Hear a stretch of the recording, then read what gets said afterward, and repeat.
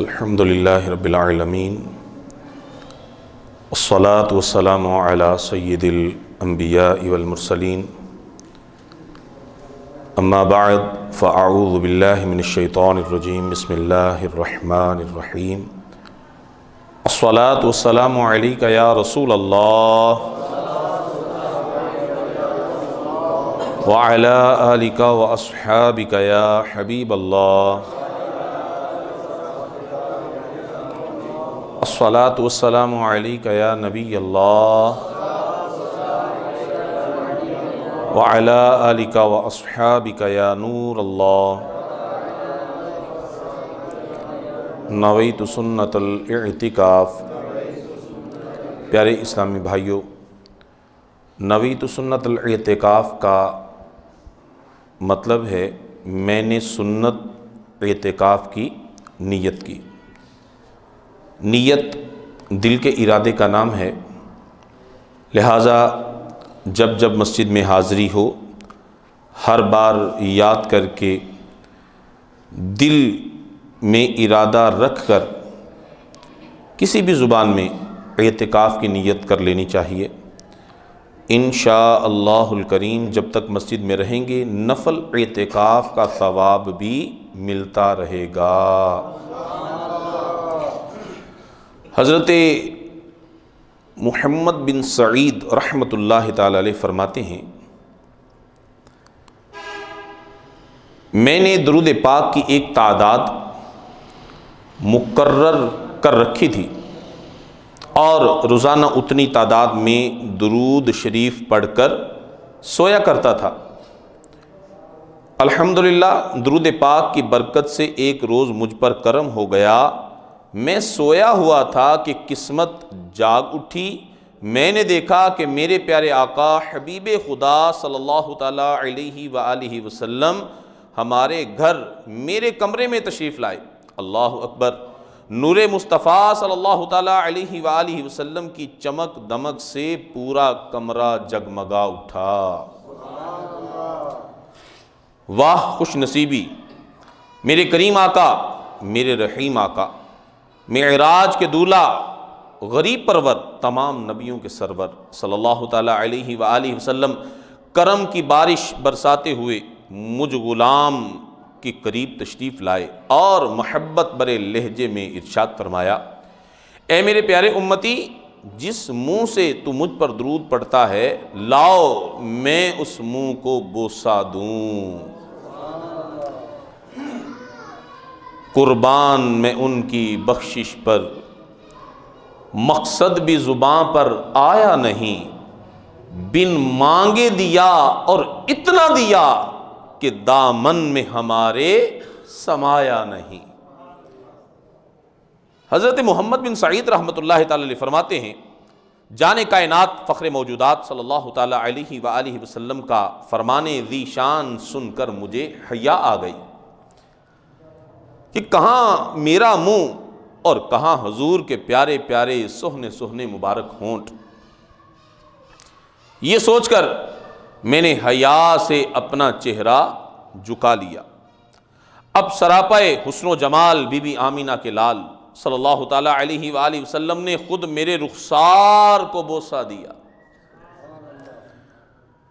حضرت محمد بن سعید رحمۃ اللہ تعالی علیہ مزید فرماتے ہیں، سرکار علی وقار مکی مدنی تاجدار صلی اللہ تعالی علیہ وآلہ وسلم نے مجھے اس عنایت سے نوازا ہی تھا کہ میری آنکھ کھل گئی۔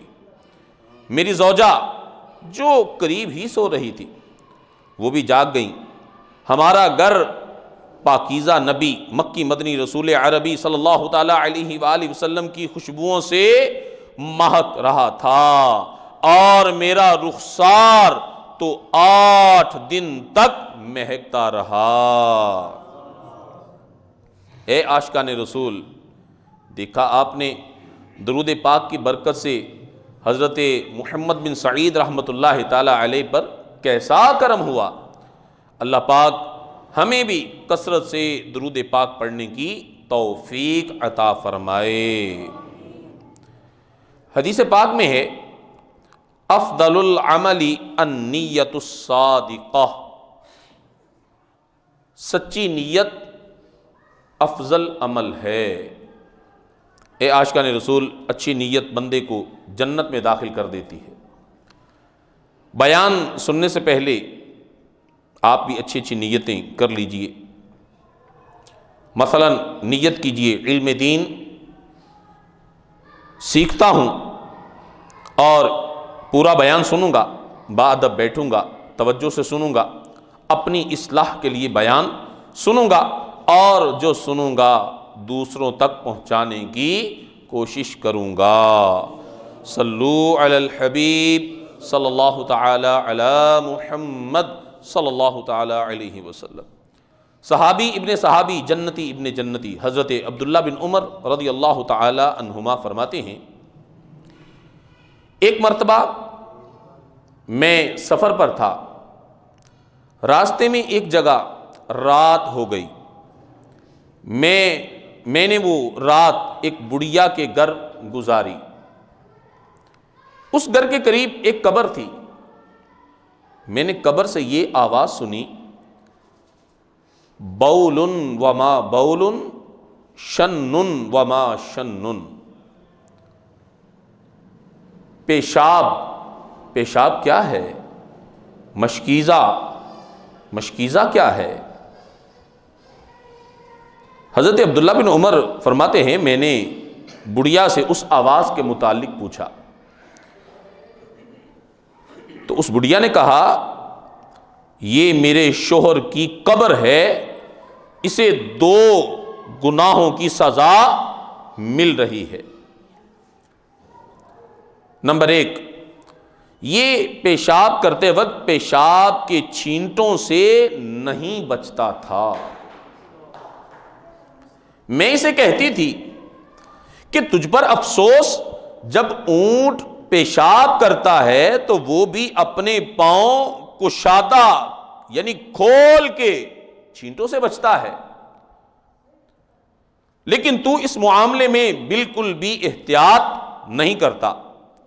میرا شوہر میری ان باتوں پر کوئی توجہ نہ دیتا، یہاں تک کہ اسے موت آ گئی۔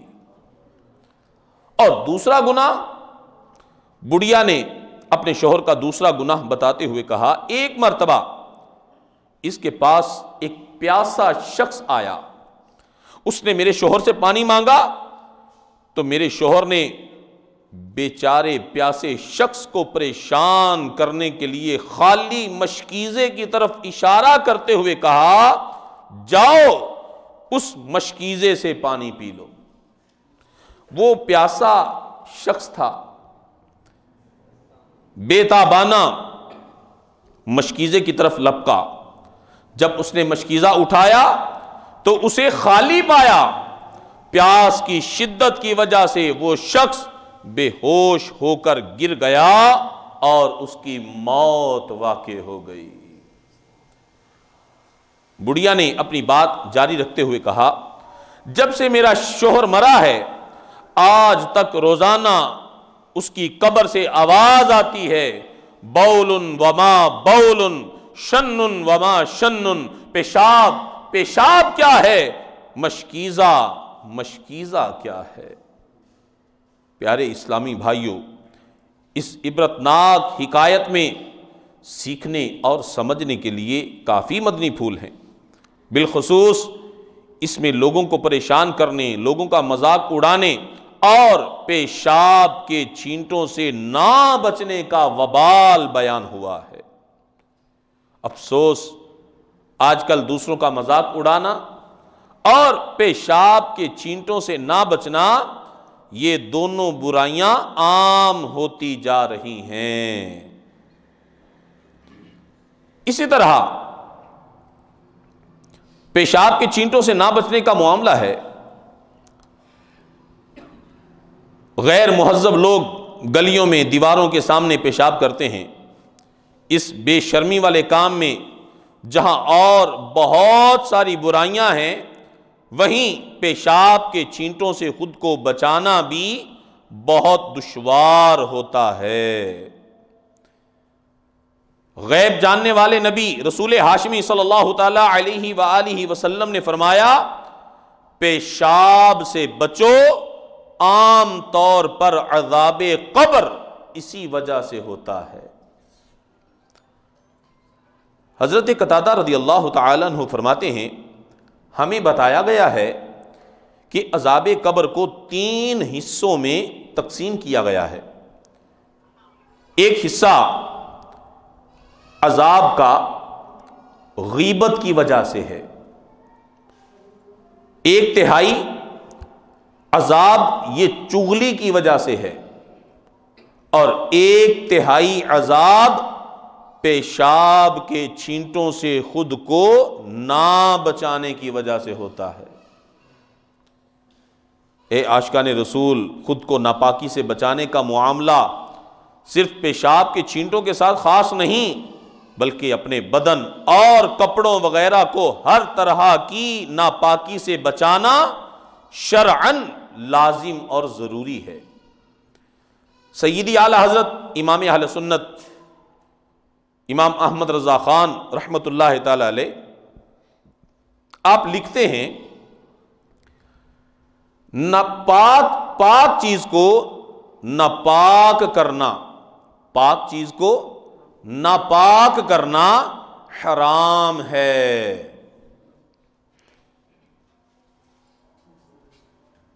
اللہ تبارک و تعالیٰ پاکیزہ لوگوں کو پسند فرماتا ہے، چنانچہ پارہ 2 سورہ بقرہ آیت نمبر 222 میں اللہ پاک کا ارشاد ہے، ان اللہ یحب التوابین ویحب المتطہرین۔ ترجمہ کنز الایمان، بے شک اللہ تعالی بہت توبہ کرنے والوں سے محبت فرماتا ہے اور خوب صاف ستھرا رہنے والوں کو پسند فرماتا ہے۔ تفسیر صراط الجنان میں ہے، ہر صاحب ذوق شخص اس بات سے بخوبی واقف ہے کہ امیری ہو یا فقیری، ہر حال میں صفائی ستھرائی انسان کے وقار اور شرف کی آئینہ دار ہے، جبکہ گندگی انسان کی عزت و عظمت کی بدترین دشمن ہے۔ دین اسلام نے جہاں انسان کو کفر و شرک کی نجاستوں سے پاک کر کے عزت و رفعت عطا کی ہے، وہیں ظاہری طہارت، صفائی ستھرائی اور پاکیزگی کی اعلیٰ تعلیمات کے ذریعے انسانیت کا وقار بلند کیا ہے۔ بدن کی پاکیزگی ہو یا لباس کی ستھرائی، ظاہری شکل و صورت کی عمدگی ہو یا طور طریقے کی اچھائی، مکان اور ساز و سامان کی بہتری ہو یا سواری کی دھلائی، غرض ہر چیز کو صاف ستھرا اور جاذب نظر رکھنے کی دین اسلام میں تعلیم اور ترغیب دی گئی ہے۔ حضرت ابو مالک اشعری رحمت اللہ تعالی علیہ سے روایت ہے، نبی اکرم نور مجسم صلی اللہ تعالی علیہ وآلہ وسلم نے فرمایا، پاکیزگی نصف ایمان ہے۔ کیا فرمایا پیارے آقا علیہ السلام نے؟ پاکیزگی نصف ایمان ہے۔ ام المؤمنین حضرت عائشہ صدیقہ رضی اللہ تعالی عنہا سے روایت ہے، سرکار علی وقار مکی مدنی تاجدار صلی اللہ تعالی علیہ وآلہ وسلم نے فرمایا، بے شک اسلام صاف ستھرا دین ہے، تم نظافت حاصل کیا کرو کیونکہ جنت میں صاف ستھرا رہنے والا ہی داخل ہوگا۔ ایک روایت میں ہے، جو لباس تم پہنتے ہو اسے صاف ستھرا رکھو، اپنی سواریوں کی دیکھ بھال کیا کرو، اور تمہاری ظاہری شکل و صورت ایسی ستھری ہو کہ جب لوگوں میں جاؤ تو وہ تمہاری عزت کریں۔ پیارے اسلامی بھائیوں، اس حدیث مبارکہ میں، اس روایت میں 3 باتوں کو بیان کیا گیا۔ پہلی بات کیا ہے کہ جو لباس تم پہنتے ہو وہ صاف ستھرا رکھو۔ لیکن عمومی طور پہ دیکھا جاتا ہے کہ لوگ خیال کرتے نہیں ہیں. لباس پہنا ہوا ہے تو جناب اس آستین سے کبھی وہ ناک صاف کر رہے ہیں، اس سے وہ چہرہ صاف کر رہے ہیں، اس سے پسینہ صاف کر رہے ہیں، گندگی لگ رہی ہے تو لگ جائے. تو یہ نہیں ہونا چاہیے. حدیث میں پاک کیا فرمایا کہ تم جو لباس پہنتے ہو اسے صاف ستھرا رکھو اور اپنی سواریوں کی دیکھ بھال کرو. اور تیسرا کیا ہے، جب تم لوگوں میں جاؤ تو تمہاری جو ظاہری شکل و صورت ہے وہ صاف ستھری ہونی چاہیے تاکہ لوگ تمہاری عزت کریں. ام المؤمنین حضرت عائشہ صدیقہ رضی اللہ تعالی عنہ فرماتی ہیں، ایک بار سرکار ذیشان مکی مدنی سلطان صلی اللہ تعالی علیہ وآلہ وسلم باہر لوگوں کے پاس تشریف لے جانے لگے تو آپ صلی اللہ تعالی علیہ وآلہ وسلم نے پانی میں اپنا عکس مبارک دیکھ کر سر مثلا امامہ شریف اور مبارک زلفوں کو اور داڑھی مبارک کو درست فرمایا.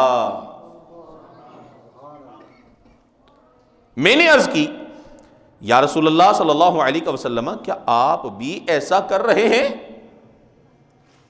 تو کسی سے ملنے جانا ہے تو بندہ کہتا ہے امامہ ذرا جو ہے نا وہ سیدھا کر کے باندھ دیا جائے نا، تھوڑا زلفیں جو ہیں وہ بکھری ہوئی نہ ہو، ان کو ذرا تیل لگا کے کنگھی کر کے سمیٹ لیا جائے، داڑھی شریف کو جو ہے وہ سمیٹ لیا جائے، گرد وغیرہ نہ ہو، چہرہ صاف کر لیا جائے. یہ تو ہمارے ساتھ ہے نا. تو اب حضور علیہ السلام اپنا امامہ مبارک جو ہے اس کو درست فرما رہے ہیں. تو حضرت عائشہ صدیقہ رضی اللہ تعالیٰ نے عرض کرتی ہیں یا رسول اللہ آپ بھی ایسا کر رہے ہیں؟ تو اب دیکھیے حضور علیہ السلام نے کیا ارشاد فرمایا. فرمایا ہاں اللہ پاک اپنے بندے کو پسند فرماتا ہے کہ جب وہ اپنے مسلمان بھائیوں کے پاس جائے تو بن سنور کر جائے. اللہ تعالیٰ کس بندے کو پسند فرماتا ہے کہ جب وہ اپنے مسلمان بھائیوں کے پاس جائے تو بن سنور کر جائے. لیکن ایک تعداد ہے،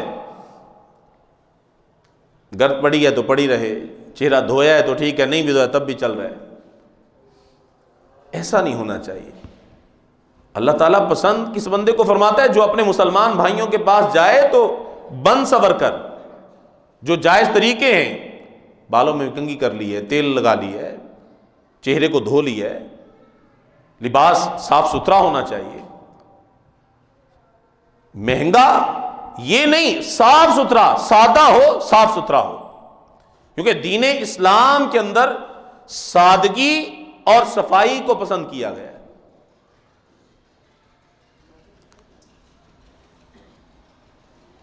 مسجد قباء اور اہل قباء کی فضیلت دیکھیے. مسجد قباء مدینہ منورہ میں بہت مشہور مسجد ہے. پیارے آقا صلی اللہ تعالی علیہ وآلہ وسلم ہر ہفتے کے دن مسجد قباء میں تشریف لے جاتے تھے. حدیث پاک میں ہے مسجد قباء میں نماز پڑھنا عمرے کے برابر ہے. اللہ کریم ہم سب کو وہاں کی حاضری نصیب فرمائے. قرآن کریم میں اس مسجد کی اور ان کے نمازیوں کی فضیلت کو بیان فرمایا. اللہ پاک فرماتا ہے ترجمہ کنز الایمان، وہ مسجد کے پہلے ہی دن سے جس کی بنیاد پرہیزگاری پر رکھی گئی ہے وہ اس قابل ہے کہ تم اس میں کھڑے ہو اور اس میں وہ لوگ ہیں کہ خوب صاف ستھرا ہونا چاہتے ہیں. مشہور مفسر قرآن مفتی احمد یار خان رحمت اللہ تعالی علیہ اس آیت کی وضاحت میں فرماتے ہیں یعنی اے محبوب صلی اللہ تعالی علیہ وآلہ وسلم آپ کی نماز کے لائق مسجد قباء ہے. اس مسجد میں دو خوبیاں ہیں، ایک یہ کہ اس مسجد کی بنیاد تقوی و پرہیزگاری پر رکھی گئی ہے، اور دوسرے یہ کہ اس مسجد میں ایسے لوگ نمازیں پڑھتے ہیں جنہیں خوب پاک اور ستھرا ہونا پسند ہے. ان کے کپڑے، جسم، دل، دماغ، روح، اعمال، اقوال، احوال سب کچھ پاک ہے. اور واللہ یحب المطہرین، ترجمہ کنز الایمان، ستھرے صاف ستھرے اللہ کو پیارے ہیں، یعنی اللہ پاک خوب پاک اور ستھروں کو پسند فرماتا ہے۔ جب مسجد قباء میں نماز پڑھنے والے پاک صاف ستھرے ہیں تو ضرور وہ اللہ پاک کے پیارے ہیں۔ جب وہ اللہ پاک کے پیارے ہیں تو ان کی مسجد بھی اللہ کو پیاری ہے۔ جب مسجد پیاری ہے تو اس میں نماز بھی اللہ پاک کو پیاری ہے۔ صلو علی الحبیب صلی اللہ تعالی علی محمد صلی اللہ تعالی علیہ وآلہ وسلم۔ اے عاشقان رسول، معلوم ہوا اللہ پاک طہارت کو، پاکیزگی کو، نظافت، نفاست اور صفائی ستھرائی کو پسند فرماتا ہے۔ اور کتنا پسند فرماتا ہے اس بات کا اندازہ اس سے لگائیے کہ مخلوق میں وہ ہستی جو اللہ پاک کو سب سے زیادہ محبوب ہے، یعنی ہمارے پیارے آقا صلی اللہ تعالی علیہ وآلہ وسلم، اللہ پاک نے انہیں سب سے زیادہ پاک، صاف، طاہر، مطہر یعنی پاک کرنے والا بنایا ہے۔ ہمارے پیارے نبی رسول ہاشمی صلی اللہ تعالی علیہ وآلہ وسلم کہ وہ پاکیزہ نام جو آپ کے اوصاف و کمالات کی وضاحت کرتے ہیں، ان میں 6 مبارک نام وہ ہیں جو حضور جان کائنات صلی اللہ تعالی علیہ وآلہ وسلم کی طہارت و نفاست و پاکیزگی اور صفائی ستھرائی والی صفت کو بیان کرتے ہیں۔ نمبر 1، حضور علیہ السلام کا ایک مبارک نام طاہر، یعنی وہ ہستی جو ظاہر میں، باطن میں، کردار میں، افکار میں، گفتار میں ہر اعتبار سے نفیس اور پاکیزہ ہے۔ اور ایک نام ہے مطہر، اسی سے ملتا جلتا ایک نام ہے مقدس۔ ان دونوں پاکیزہ ناموں کا مطلب ہے وہ ذات جس کی برکت سے انسان کا ظاہر و باطن صاف ستھرا ہو جائے، یعنی دوسروں کو پاک کرنے والی ذات۔ پاکیزہ نبی رسول ہاشمی صلی اللہ تعالی علیہ وآلہ وسلم کا ایک نام پاک طہورن، یعنی سراپا طہارت، سراپا نفاست، سراپا پاکیزگی ہے۔ اسی طرح ایک نام پاک طیب، یعنی خوشبو والے پاکیزہ نبی، اسی کے ہم معنی ایک اور نام پاک ہے جو پچھلی آسمانی کتابوں میں ذکر ہوا، اور وہ ہے ماذن۔ اس کا معنی ہے طیب، طیب یعنی پاک، صاف، خوشبو والے۔ علامہ زرقانی رحمت اللہ تعالی علیہ فرماتے ہیں چونکہ حضور پر نور صلی اللہ تعالی علیہ وآلہ وسلم ظاہر و باطن میں ہر اعتبار سے سب سے بڑھ کر پاکیزہ، سب سے بڑھ کر خوشبو والے، سب سے بڑھ کر نفیس ہیں، اس لیے آپ کا نام پاک طیب ہے۔ ہمارے پیارے نبی صلی اللہ تعالی علیہ وآلہ وسلم کی یہ 6 کے 6 نام وہ ہیں جو آپ صلی اللہ تعالی علیہ وآلہ وسلم کی طہارت و نفاست اور پاکیزگی کو بیان کرتے ہیں۔ ہمارے ہاں عام طور پر نام برائے نام ہوتا ہے، یعنی بندے کے کام نام کے الٹ ہوتے ہیں۔ کئی لوگوں کا نام ہوتا ہے ساجد، یعنی سجدہ کرنے والا، مگر وہ پکا بے نمازی ہوتا ہے۔ کئی ہیں جن کا نام ہوتا ہے صادق، اب صادق کا معنی ہے سچا، مگر وہ جھوٹ پر جھوٹ بولتے ہیں۔ لیکن ہمارے آقا مکی مدنی مصطفیٰ صلی اللہ تعالی علیہ وآلہ وسلم کا معاملہ ایسا نہیں ہے۔ حضور اقدس صلی اللہ تعالی علیہ وآلہ وسلم اپنے ہر نام کے لحاظ سے اس میں بامسمہ، یعنی آپ صلی اللہ تعالی علیہ وآلہ وسلم کے جیسے نام ہیں، آپ حقیقت میں ویسے ہیں۔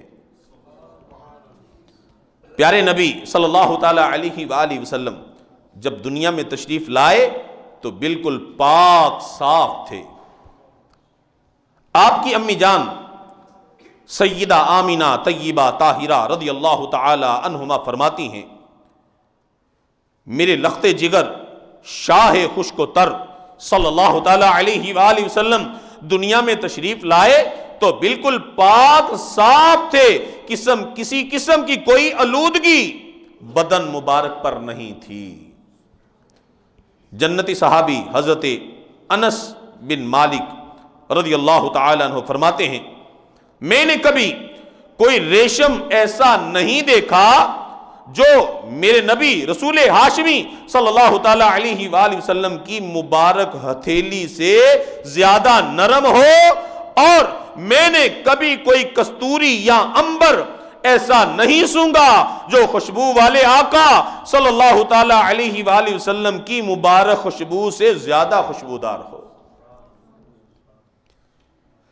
امام بہقی رحمت اللہ تعالی علیہ روایت نقل کرتے ہیں کہ جو خوش نصیب سرکار علی وقار مکی مدنی تاجدار صلی اللہ تعالی علیہ وآلہ وسلم سے ہاتھ ملانے کا شرف حاصل کر لیتا تو سارا دن اس کے ہاتھ سے مسلسل خوشبو آتی رہتی تھی۔ آپ صلی اللہ تعالی علیہ وآلہ وسلم جس بچے کے سر پر ہاتھ رکھ دیتے تو خوشبو کی وجہ سے وہ بچہ تمام بچوں میں پہچانا جاتا تھا۔ ام المؤمنین حضرت عائشہ صدیقہ رضی اللہ تعالی عنہما فرماتی ہیں سرکار علی وقار صلی اللہ تعالی علیہ وآلہ وسلم تشریف فرما تھے، آپ کی پیشانی مبارک پر پسینہ نمودار ہوا، میں نے دیکھا اس مبارک پسینے کے قطروں سے نور پھوٹ رہا تھا۔ حضرت جابر رضی اللہ تعالیٰ عنہ فرماتے ہیں میں نے جب کسی نے جان کائنات مفخر موجودات صلی اللہ تعالیٰ علیہ وآلہ وسلم کی خدمت میں حاضر ہونا ہوتا تو یہ پوچھنے کی ضرورت نہ پڑتی کہ حضور کہاں تشریف فرما ہے، بلکہ آپ صلی اللہ تعالیٰ علیہ وآلہ وسلم کی مبارک خوشبو کو سونگتے سونگتے چل پڑتا اور حضور تک پہنچ جایا کرتا۔ طیب و طاہر نبی رسول ہاشمی صلی اللہ تعالی علیہ وآلہ وسلم کے بدن مبارک پر کبھی مکھی نہیں بیٹھتی تھی۔ اسی طرح آپ صلی اللہ تعالی علیہ وآلہ وسلم کا جسم میل کچیل وغیرہ سے بالکل پاک تھا، بلکہ جسم پاک تو جسم پاک ہے، حضور علیہ السلام کہ مبارک لباس کی طرف میل کی نسبت کرنے کی بھی اجازت نہیں ہے۔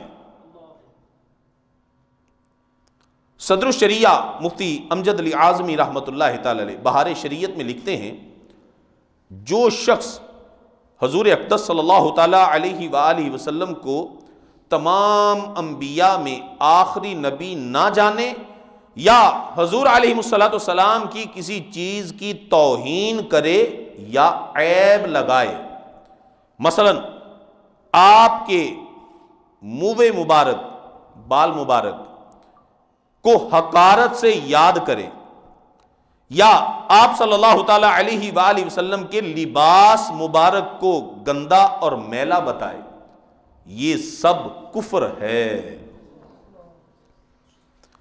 عاشق ماہ رسالت اعلی حضرت رحمت اللہ تعالی علیہ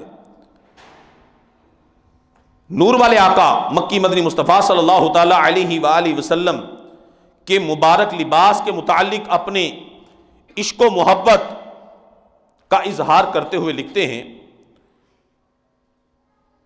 خدا کی قسم سرکار علی وقار صلی اللہ تعالی علیہ وآلہ وسلم کا جسم اطہر اس قدر روشن اور منور ہے کہ لباس مبارک کے اندر سے بھی اس کی رنگت ظاہر ہو رہی ہوتی۔ بات یہ نہیں کہ سرکار مدینہ صلی اللہ تعالی علیہ وآلہ وسلم کے مبارک کپڑے معاذ اللہ میلے ہو گئے ہیں، اصل میں معاملہ یہ ہے کہ ہمارے گناہوں کی کالک اور سیاہی فریاد کرنے اور شفاعت کی بھیک مانگنے کے لیے آ کر دامن کرم سے لپٹ گئی ہے۔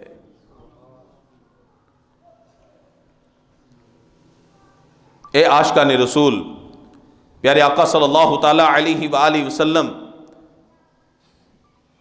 صفائی ستھرائی کو کتنا پسند فرماتے ہیں۔ اے عاشقان رسول،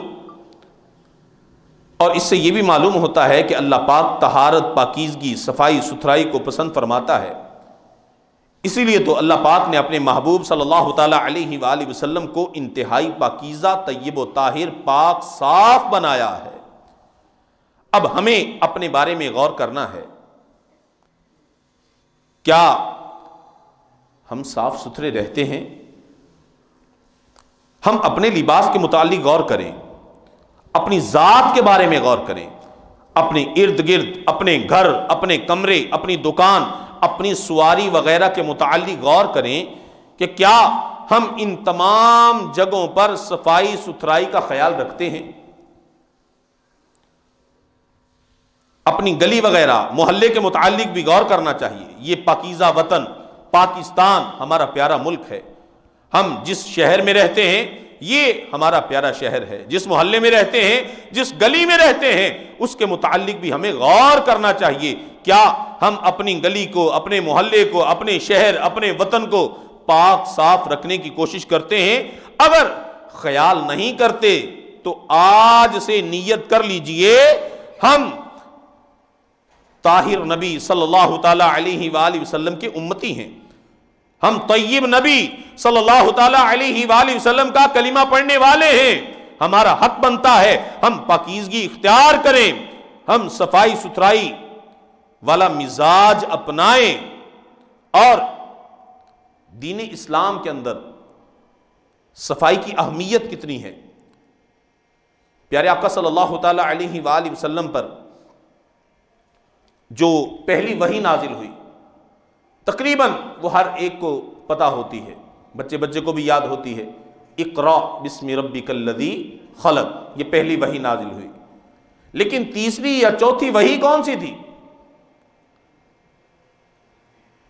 جس میں اللہ تبارک و تعالی نے کیا پیغام دیا تھا؟ جس میں اللہ تبارک و تعالی نے، وہ ہے سورہ مزمل کی پہلی آیات، جس میں اللہ تبارک و تعالی نے صفائی اور ستھرائی کی اہمیت کو بیان کیا ہے۔ دین اسلام کے اندر صفائی کو کتنی اہمیت حاصل ہے، آئیے پیارے آقا صلی اللہ تعالی علیہ وآلہ وسلم کی حدیث مبارکہ سنیے۔ پیارے آقا صلی اللہ تعالی علیہ وآلہ وسلم نے ارشاد فرمایا، اپنی طاقت بر نظافت اختیار کرو، یعنی جتنی اللہ نے طاقت عطا کی ہے اتنی صفائی اختیار کرو بھائی۔ اور پھر ارشاد فرمایا، کیونکہ بے شک اللہ پاک نے اسلام کی بنیاد یہ صفائی پر رکھی ہے۔ اسلام کی بنیاد کس پر ہے؟ صفائی پر۔ پیارے اسلامی بھائیوں، دین اسلام یہ بڑا صفائی والا دین ہے۔ آج کل ویسے بھی دنیا بھر میں صفائی ستھرائی پر بہت زور دیا جا رہا ہے، البتہ اسلام میں ہمیں صفائی ستھرائی کا جو درس ملتا ہے اس کی الگ ہی شان ہے۔ اسلام میں جو صفائی ستھرائی کی تعلیم ہے یہ عارضی اور مصنوعی صفائی کی حد تک نہیں ہے، بلکہ اسلام ہمیں حقیقی صفائی کا اور گندگی کی جڑ کو ختم کرنے کا درس دیتا ہے۔ لہٰذا ہم سب کو چاہیے کہ ہم صفائی ستھرائی جو ہے اس کو خود بھی اپنائیں اور دوسروں کو ہم اس بات کی دعوت بھی دیں۔ پیارے آقا صلی اللہ تعالی علیہ وآلہ وسلم کا فرمان علی شان ہے، حضرت عائشہ صدیقہ ام المؤمنین رضی اللہ تعالی عنہما فرماتی ہیں، میرے پاس دو عالم کے تاجدار، نبیوں کے سردار صلی اللہ تعالی علیہ وآلہ وسلم تشریف لائے اور فرمایا، اے عائشہ ان دو چادروں کو دھو لو۔ میں نے عرض کی، یا رسول اللہ صلی اللہ علیہ وسلم، میرے ماں باپ آپ پر قربان، کل ہی تو میں نے یہ چادریں دھوئی تھیں۔ اس پر آپ صلی اللہ تعالی علیہ وآلہ وسلم نے فرمایا، کیا تم نہیں جانتی کہ کپڑا بھی تسبیح یعنی اللہ پاک کی پاکی بیان کرتا ہے، اور جب میلا ہو جاتا ہے تو اس کا تسبیح کرنا رک جاتا ہے۔ اب جس نے تو صاف کپڑے پہنے ہوں گے، صاف کپڑے اس کی عادت ہوگی، اب اس کے کپڑے بھی اللہ کی پاکی بیان کرتے رہیں گے، وہ تو اللہ تعالیٰ کی رحمتوں کے سائے میں ہوگا۔ اور جس کی عادت ہوگی کپڑے جو ہے وہ میلے کچیلے، بدلے نہیں ہیں، کئی دن گزر گئے، نہایا ہی نہیں ہے، کپڑے ہی نہیں بدلے، اب اس کے کپڑے اللہ کا ذکر ہی نہیں کر رہے، تو اس پر رحمتیں کیسے نازل ہوں گی؟ دین اسلام کے اندر صفائی پر کتنا زور دیا گیا۔ کپڑے کی میل دور ہو جائے، کپڑا دھل جائے، تو جو صاف کپڑا ہے وہ اللہ پاک کی پاکی بیان کرتا ہے۔ لہذا ہمیں خود اپنے کپڑوں پر اور گھر میں جتنے بھی اس طرح کے معاملات ہیں، مثلا گھر کے اندر بیڈ کی چادریں وغیرہ ہوتی ہیں، پردے وغیرہ ہوتے ہیں، تو ان کو بھی صاف ستھرا رکھا جائے کہ کپڑا جب تک صاف رہتا ہے اللہ پاک کی پاکی بیان کرتا رہتا ہے۔ تو جس گھر کے اندر پردے لٹکے ہیں، بیڈ کے اوپر چادر ہے، اب اگر وہ صاف ہیں تو وہ تو اللہ پاک کی پاکی بیان کر رہے ہیں، اور جس جگہ پر اللہ تعالیٰ کی پاکی کو بیان کیا جاتا ہے وہاں پہ اللہ تعالیٰ کی رحمتوں کا نزول ہوتا ہے۔ اور اگر بیڈ کی چادریں، یہ پردے وغیرہ یہ میلے ہو گئے، مٹی ان کے اندر چلی گئی، ہم اس کو بدل ہی نہیں رہے، سستی ہے، اس کو بدل نہیں رہے، یہ گندے ہیں تو گندے رہیں، اب ان کپڑوں نے اللہ تعالیٰ کی پاکی کو بیان کرنا بند کر دیا، یہ رک گئے، تو جو ان کی وجہ سے جو تسبیح یہ کر رہے تھے، ان کی وجہ سے جو گھر پہ رحمتیں نازل ہو رہی تھی وہ بھی رک گئیں۔ تو یہ تو بالکل کوئی ایسا معاملہ ہی نہیں، مفت میں ہی جو ہے نا وہ رحمتیں آ رہی ہیں۔ لہٰذا گھر کے معاملات کے اندر بھی ہمیں صفائی ستھرائی جو ہے اس پر غور کرنا چاہیے۔ پیارے آقا صلی اللہ تعالی علیہ وآلہ وسلم کا فرمان علی شان فرمایا، بے شک جسم میں ایک خون کا لوتھڑا ہے، جب یہ لوتھڑا ٹھیک ہو جائے سارا جسم ٹھیک ہو جاتا ہے، جب یہ لوتھڑا خراب ہو جائے تو سارا جسم خراب ہو جاتا ہے۔ فرمایا سن لو، خون کا وہ لوتھڑا دل ہے۔ دین اسلام کے اندر جو باطنی صفائی ہے اس پر بھی بڑا زور دیا گیا۔ فرمایا یہ جو خون کا لوتھڑا ہے یہ دل، فرمایا یہ ٹھیک ہے سارا بدن ٹھیک ہے، اگر یہ ٹھیک نہیں تو پھر سارا بدن ٹھیک نہیں ہے، سارے بدن میں خرابی پیدا ہو گئی۔ اور ایک اور حدیث پاک میں ارشاد ہوتا ہے، بے شک اللہ پاک تمہاری ظاہری صورت اور کھال کو نہیں دیکھتا، بلکہ اللہ تعالیٰ تمہارے دلوں کو بھی دیکھتا ہے۔ دل بھی صاف ہونا چاہیے، دل بھی پاک ہونا چاہیے، اور ظاہری بدن بھی پاک ہونا چاہیے۔ تو یہ جب کوشش کریں گے تو پھر انشاءاللہ دل بھی صاف ہو جائے گا، دل بھی پاک ہو جائے گا، ظاہری صفائی ستھرائی بھی ہو جائے گی، لیکن کوشش کرنا پڑے گی، کیونکہ اللہ تعالیٰ نے قرآن مجید میں ارشاد فرمایا لیس الانسان الا ما سعی، انسان کے لیے کچھ نہیں مگر جس چیز کی اس نے کوشش کی۔ من جدہ وجدہ، جس نے کوشش کی اس نے پا لیا۔ اب یہ تو کوشش کرنے پہ ہے نا۔ اور اگر کوئی صفائی نہ کرے، ستھرائی نہ رکھے، اس کے لیے کیا ہے؟ پیارے آقا صلی اللہ تعالی علیہ وآلہ وسلم نے ارشاد فرمایا 4 چیزیں بدبختی سے ہیں، 4 چیزیں بدبختی سے ہیں۔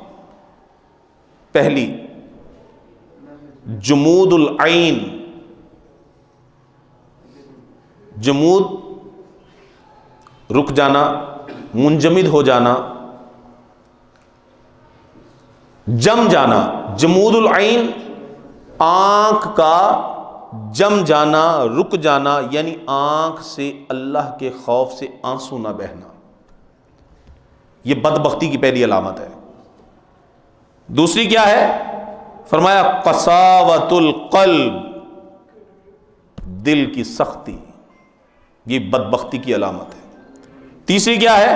فرمایا طول الامل، لمبی امیدیں، فرمایا یہ بھی بدبختی کی علامت ہے۔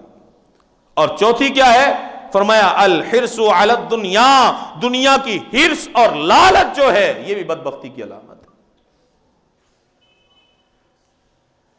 ایک اور حدیث پاک میں ہے، بے شک لوگوں میں اللہ پاک سے سب سے زیادہ دور جو بندہ ہے وہ کون سا ہے؟ فرمایا جس کا دل سخت ہو چکا ہے۔ اور دل کس کا سخت ہوتا ہے؟ جو اپنے دل کی صفائی نہیں کرتا،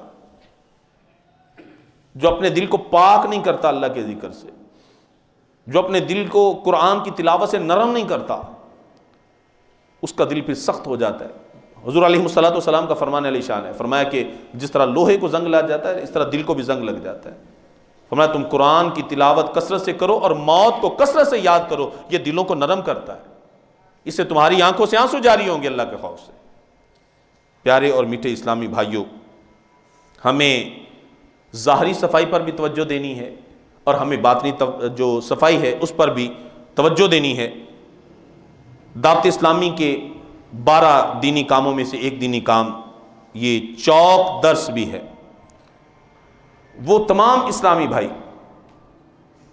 کوئی بھی ہے، میرے سٹوڈنٹس جو اسلام بھائی ہیں وہ بھی XYZ جو بھی ہیں، جتنے بھی ہیں آپ سارے، جن کو اوپر سے دیکھ کے اردو پڑھنا لکھنا آتا ہے، وہ چوک میں درس دے سکتے ہیں، وہ مسجد میں درس دے سکتے ہیں۔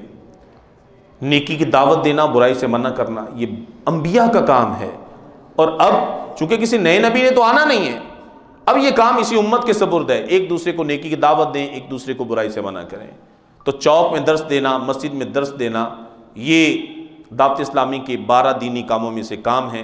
لہٰذا ہر اسلامی بھائی اپنی جگہ پر مبلغ ہے، نیکی کی دعوت کا داعی ہے، اس کو چاہیے کہ وہ چوک میں، مسجد میں، اپنے گھر میں ضرور فیضان سنت کا درس دے۔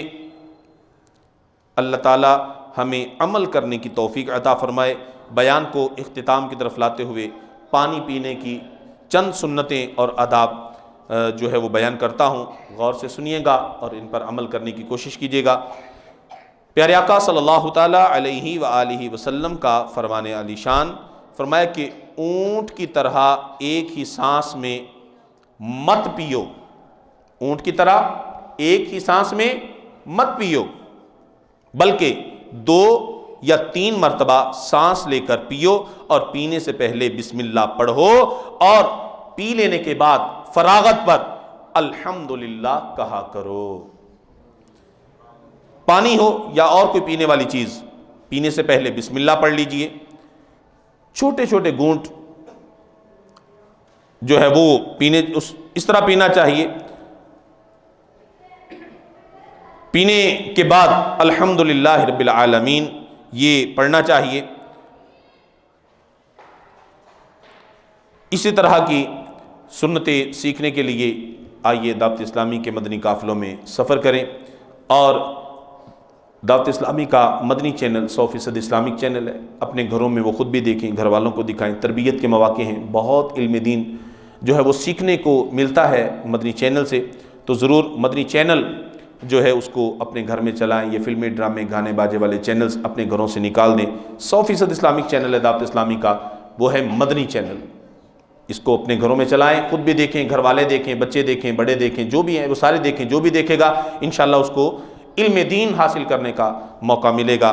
دعوت اسلامی کے ہفتہ وار سنت و بر اجتماع میں شرکت کرنے والے عاشقان رسول جہاں دیگر برکات جو ہیں وہ حاصل کرتے ہیں، تو اس کے ساتھ ساتھ ہفتہ وار اجتماع میں شب جمعہ کو پڑھے جانے والے درود پاک جو ہیں ان کو پڑھ کر ان کی برکات بھی حاصل کرتے ہیں۔ آئیے، آج بھی شب جمعہ ہے، دعوت اسلامی کا ہفتہ وار سنت و بر اجتماع ہے، تو مل کر وہ درود پاک جو ہے وہ پڑھ لیتے ہیں۔ بزرگوں نے فرمایا کہ جو شخص ہر شب جمعہ یہ درود پاک پابندی سے کم از کم 1 مرتبہ پڑھے، موت کے وقت سرکار مدینہ صلی اللہ تعالیٰ علیہ وآلہ وسلم کی زیارت کرے گا، اور قبر میں داخل ہوتے وقت یہاں تک کہ وہ دیکھے گا کہ سرکار مدینہ صلی اللہ تعالیٰ علیہ وآلہ وسلم اسے اپنے رحمت برے ہاتھوں سے قبر میں اتار رہے ہیں۔ آئیے مل کر پڑھ لیتے ہیں۔ اب یہاں پہ آپ کو ایک مشورہ عرض کرتا چلوں، آپ تو ہفتہ وار اجتماع میں حاضر ہو گئے، آپ نے یہ درود پاک پڑھ لیے، حق تو بنتا ہے کہ ہم اپنے گھر والوں کو بھی یہ پڑھنے کے لیے کہیں، ہم اپنے بچوں کو بھی پڑھنے کے لیے کہیں، ہم شیرہ ہیں ان کو پڑھنے کے لیے کہیں، امی جان ہیں ان کو پڑھنے کے لیے عرض کریں، ابو جان ہیں ان کو ساتھ لے کر ہم یہاں پر آئیں کہ وہ بھی یہاں پر پڑھ لیں. یہاں پہ نہیں آ سکے لیکن ہم گھر میں رہ کر تو ان کو عرض کر سکتے ہیں نا کہ یہ شب جمعہ کے پڑھے جانے والے درود پاک ہیں, اور فضیلت کتنی زیادہ ہے یار. مسلمان اپنے مسلمان بھائی کا خیر خواہ ہوتا ہے یار. اور مسلمان کون؟ فرمایا کہ جو مسلمان کامل ایمان والا, وہ جو اپنے لیے پسند کرتا ہے اپنے مسلمان بھائی کے لیے پسند کرتا ہے. میں دعوت اسلامی کے ہفتہ وار اجتماع میں آ گیا, میں نے برکتیں حاصل کر لی, میرے گھر والوں کا کیا قصور ہے یار؟ وہ کیوں نہ یہ پڑھیں؟ ان کو بھی پڑھنا چاہیے نا, لیکن کب پڑھیں گے؟ جب ان کو پتا چلے گا. بتائے گا کون؟ بتانا تو پھر میں نے, آپ نے ہے نا اپنے گھر والوں کو. تو ہم اپنے گھر والوں کو بتائیں کہ شب جمعہ یہ درود پاک پڑھے جاتے ہیں, ان کی فضیلت کیا ہے پڑھنے کی, اور اتنی بڑی فضیلت ہے. تو ہمارے گھر والے محروم نہیں رہنے چاہیے, ہمارے دوست بھی محروم نہ رہیں, ہمارے بھائی محروم نہ رہیں. تو وہ کیسے پڑھیں گے؟ جب وہ دعوت اسلامی کے ہفتہ وار اجتماع میں آئیں گے. لیکن ابھی تو ہمارا آنا ہی مشکل ہو جاتا ہے, دیری ہو جاتی ہے, 100 طرح کے کام ہیں. لیکن کوشش کرنی چاہیے کہ ہم بھی وقت پر ہفتہ وار اجتماع میں حاضر ہوں اور دوسروں کو دعوت دے کر اپنے ساتھ لے کر ہفتہ وار اجتماع میں آئیں. آئیے مل کر وہ درود پاک پڑھ لیتے ہیں. اللہم صلی وسلم وبارک علی سیدنا محمد النبی الامی الحبیب العالی القدر العظیم الجاہ وعلی آلہ وصحبہ وسلم. تاجدار مدینہ صلی اللہ تعالیٰ علیہ وآلہ وسلم نے فرمایا, جو شخص یہ درود پاک پڑھے, اگر کھڑا تھا تو بیٹھنے سے پہلے, بیٹھا تھا تو کھڑے ہونے سے پہلے, اس کے پہلے گناہ معاف کر دیے جائیں گے. اللہم صلی علی سیدنا و مولانا محمد وعلی آلہ وسلم. جو شخص یہ درود پاک پڑھتا ہے اس پر رحمت کے 70 دروازے کھول دیے جاتے ہیں. صلی اللہ علی محمد. علامہ ساوی رحمۃ اللہ تعالی علیہ بعض بزرگوں سے نقل کرتے ہیں کہ اس درود پاک کو ایک بار پڑھنے سے 6 لاکھ درود پڑھنے کا ثواب حاصل ہوتا ہے. اللہم صلی علی سیدنا محمد عدد ما فی علم اللہ صلاۃ دائمۃ بدوام ملک اللہ. ایک دن ایک شخص آیا تو حضور انور صلی اللہ تعالیٰ علیہ وآلہ وسلم نے اسے اپنے اور صدیق اکبر رضی اللہ تعالیٰ عنہ کے درمیان بٹھا لیا. اس عمل سے صحابہ کرام علیہ رضوان کو بڑی حیرت ہوئی کہ یہ اتنے مرتبے والا کون ہے. جب وہ شخص چلا گیا تو سرکار مدینہ صلی اللہ تعالیٰ علیہ وآلہ وسلم نے فرمایا, یہ جب مجھ پر درود پاک پڑھتا ہے تو یوں پڑھتا ہے, اس لیے اس کو قرب ملا ہے نا. تو وہ درود پاک کیسے پڑھتا ہے؟ آئیے مل کر پڑھ لیتے ہیں. اللہم صلی علی محمد کما تحب وترضی لہ. شافع امم صلی اللہ تعالیٰ علیہ وآلہ وسلم کا عظمت والا فرمان ہے, جو شخص یوں درود پاک پڑھے اس کے لیے میری شفاعت واجب ہو جاتی ہے. اللہم صلی علی محمد وانزلہ المقعد المقرب عندک یوم القیامہ. سرکار مدینہ صلی اللہ تعالیٰ علیہ وآلہ وسلم کا فرمان, اس کو پڑھنے والے کے لیے 70 فرشتے 1000 دن تک نیکیاں لکھتے ہیں. جزا اللہ عنا محمدا ما ہوا اہلہ فرمان مصطفیٰ صلی اللہ تعالیٰ علیہ وآلہ وسلم ہے جس نے اس دعا کو 3 مرتبہ پڑھا گویا اس نے شب قدر حاصل کر لی۔ لا الہ الا اللہ الحلیم الکریم سبحان اللہ رب السماوات السبع ورب العرش العظیم۔ لا الہ الا اللہ الحلیم الکریم سبحان اللہ رب السماوات السبع ورب العرش العظیم۔ لا الہ الا اللہ الحلیم الکریم سبحان اللہ رب السماوات السبع ورب العرش العظیم۔ پیارے پیارے اسلامی بھائیوں، ہر ہفتے کو عشاء کی نماز کے بعد مدنی چینل پر امیر اہل سنت بانی دعوت اسلامی حضرت علامہ مولانا محمد الیاس عطار قادری رضوی ضیائی دامت برکاتہم العالیہ لائیو مدنی مذاکرہ فرماتے ہیں، لہٰذا بالخصوص ہر ہفتے کو عشاء کی نماز کے بعد مدنی چینل ضرور دیکھا کریں، مدنی مذاکرہ ضرور دیکھا کریں، دوسروں کو بھی اس کی دعوت دیا کریں۔ اللہ تعالیٰ عمل کی توفیق عطا فرمائے، آمین بجاہ النبی الامین صلی اللہ تعالیٰ علیہ وآلہ وسلم۔ صلو علی الحبیب، 12 مرتبہ درود پاک پڑھ لیجئے۔ الصلاۃ والسلام علیکہ۔